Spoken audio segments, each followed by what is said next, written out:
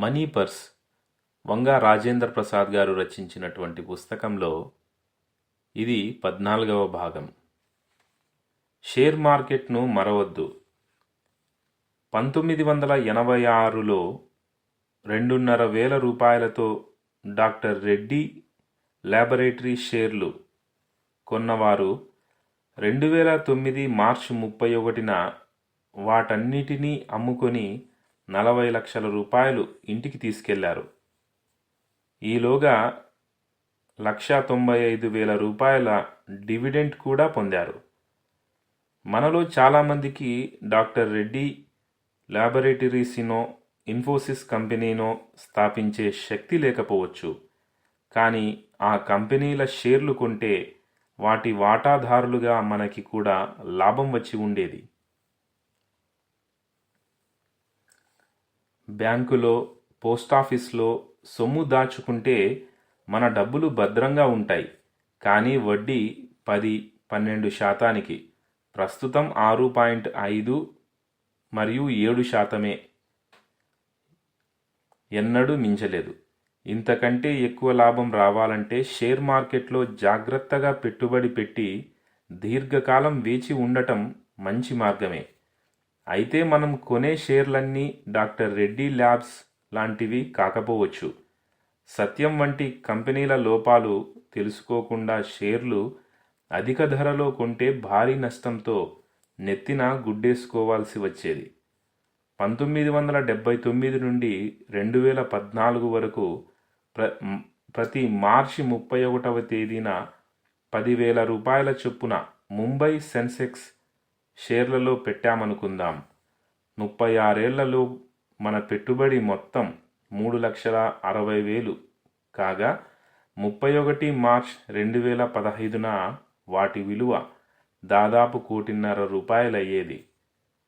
వినియోగదారుల సూచీ ప్రకారం ప్రతి సంవత్సరం తరిగిపోయే మనీ విలువ కంటే ఎక్కువ లాభం రావాలంటే షేర్ మార్కెట్లో జాగ్రత్తగా పెట్టుబడి పెట్టడం మంచిది. అయితే షేర్ మార్కెట్ను నిశితంగా పరిశీలించి విశ్లేషించే తీరిక, శక్తి లేని వారు మ్యూచువల్ ఫండ్లను ఎంచుకోవడం మేలు. వీటి ద్వారా రిస్క్ తగ్గుతుంది. దీర్ఘకాలంలో మంచి లాభం వచ్చే అవకాశం ఉంది.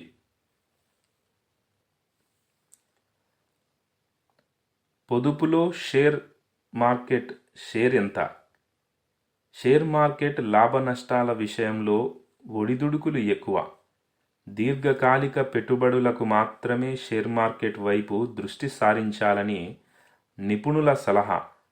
పొదుపు చేయాలనుకున్న సొమ్మంతా షేర్ మార్కెట్లో పెట్టకుండా తక్కువ వయసులో ఉన్నప్పుడు పొదుపులో ఎక్కువ మొత్తాన్ని షేర్లలో పెట్టొచ్చు. వయసు పెరిగే కొద్దీ షేర్ మార్కెట్లో పెట్టుబడి తగ్గించుకోవాలి.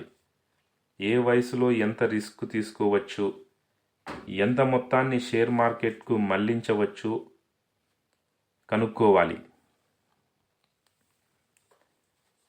ఏ వయసులో ఎంత రిస్క్ తీసుకోవచ్చు, ఎంత మొత్తాన్ని షేర్ మార్కెట్కు మళ్లించవచ్చో చూద్దాం. అధిక రిస్క్ తీసుకునే శక్తి గల వారు 100 ఏళ్ల నిండు వయసు నుండి తమ వయసును తగ్గిస్తే ఎంత వస్తుందో అంత మొత్తాన్ని షేర్ మార్కెట్ వైపు మళ్లించవచ్చు. అంటే 30 ఏళ్ల వ్యక్తి తన పొదుపులో 70% 100-30 70% షేర్ మార్కెట్కు మళ్లించవచ్చు. 50 ఏళ్ల వ్యక్తి పొదుపులో 50% మాత్రమే షేర్ మార్కెట్ వైపు మళ్లించవచ్చు. అంటే 30 ఏళ్ల వ్యక్తి తన పొదుపులో 40% మాత్రమే షేర్ మార్కెట్ వైపు మళ్లించవచ్చు. 50 ఏళ్ల వ్యక్తి 20%కి మించి షేర్ మార్కెట్ వైపుకు మళ్లించకపోవడం మంచిది. షేర్ మార్కెట్లో నిగ్రహం కలవాడు మాత్రమే నెగ్గగలడు. మార్కెట్ మహాపతనానికి ముందు 2008 జనవరి 8న మార్కెట్ ఉచ్చస్థితిలో ఉన్నప్పుడు కాకలు తీరిన మ్యూచువల్ ఫండ్ మేనేజర్లు కూడా కాష్ మార్జిన్లు పెట్టుకోకుండా మార్కెట్ గాలికి కొట్టుకుపోయారు. మార్కెట్లో ఎప్పుడు అడుగుపెట్టాలి, ఎప్పుడు బయటకు రావాలన్నది మిగతా మార్కెట్ అంశాలతో పాటు నిఫ్టీ, పిఈ కదలికల్ని బట్టి కూడా నిర్ణయం తీసుకోవడం మంచిదని నా అభిప్రాయం. ప్రత్యేకంగా ఏదైనా కంపెనీ భవితవ్యం బాగుంటుందన్న నిర్ధారణ కలిగితే అప్పుడు కూడా ఆ కంపెనీ షేర్లలో కొనసాగించవచ్చు. మ్యూచువల్ ఫండ్స్లో 15% వార్షిక వృద్ధి అత్యాశ కాదు. షేర్ మార్కెట్లో అడుగు పెట్టేవారు అవగాహన పెరిగేంత వరకు డైరెక్టుగా షేర్లు కొనే బదులు మ్యూచువల్ ఫండ్స్లో పెట్టుబడి పెట్టడం మంచిది. షేర్ మార్కెట్లో అడుగు పెట్టేవారు అవగాహన పెరిగేంత వరకు డైరెక్టుగా షేర్లు కొనే బదులు మ్యూచువల్ ఫండ్స్లో పెట్టుబడి పెట్టడం మంచిది. 1979 2000 మధ్యలో ముంబై సెన్సెక్స్ షేర్లలో ఎప్పుడు పెట్టుబడి పెట్టినా 15 ఏళ్ల పాటు కొనసాగితే ఒక్కసారి కూడా నష్టాలు చవి చూడలేదు. సగటున 15.5% వార్షిక రాబడిని కూడా పొందారు.